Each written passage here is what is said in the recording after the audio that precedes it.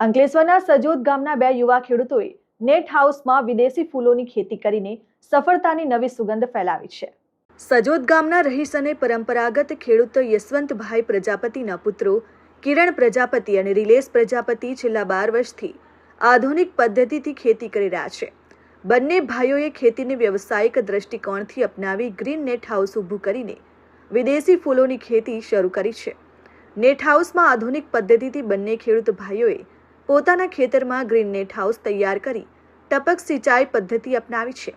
પાણી અને ખાતરના નિયંત્રિત ઉપયોગ સાથે ગુણવત્તાસભર ઉત્પાદન મેળવવામાં તેઓ સફળ રહ્યા છે.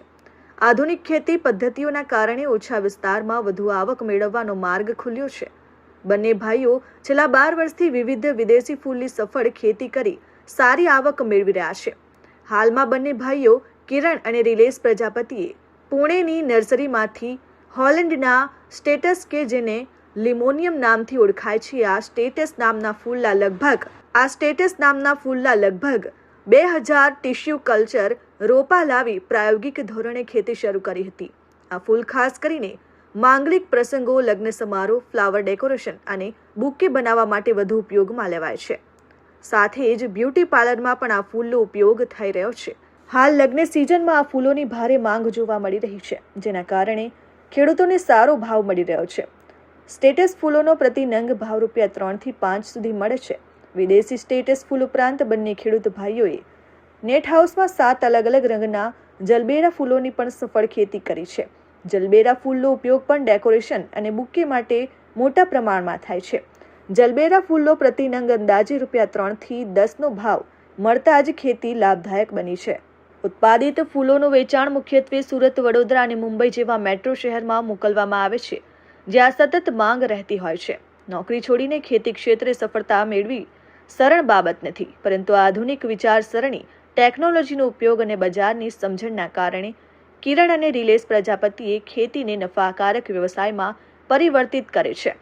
તેમની આ પહેલ ગામના અન્ય યુવાનોને પણ નવી દિશા આપી રહી છે અને કૃષિ ક્ષેત્રે નવી સંભાવનાઓ ઊભી કરી રહી છે. માલી નીલ છે. હું હાંસોદ રહીએ છીએ. અમે ઘણા વર્ષોથી ફૂલનો ધંધો કરીએ અને સજોદ ગામે કિરણભાઈના ત્યાંથી આ ફૂલ લઈએ છીએ જરબેરાના. શુભ પ્રસંગે અમારે કોઈ ઓર્ડર હોય તો અમે અહીંયાથી જ ફૂલ લઈએ છીએ. ખૂબ સારી ખેતી કરે છે લોકો. ભાવ કેવો રહે છે? અને ભાવ પણ રિઝનેબલ રહે છે અને પ્લાસ્ટિક અને ક્વોલિટી પણ બહુ સારી છે. પ્લાસ્ટિકના ફૂલ કરતાં અમે આવા ઓરિજિનલ ફૂલ વાપરીએ છીએ. મારું નામ રિલેશ યશવંતભાઈ પ્રજાપતિ છે. અમે સજોદ ગામના વતની છે.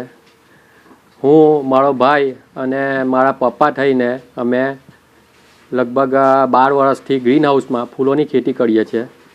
પહેલાં પપ્પા ચીલા ચાલુ જે ખેતી છે, શેરડી, કેળ, કપાસ તેની ખેતી કરતા હતા. પછી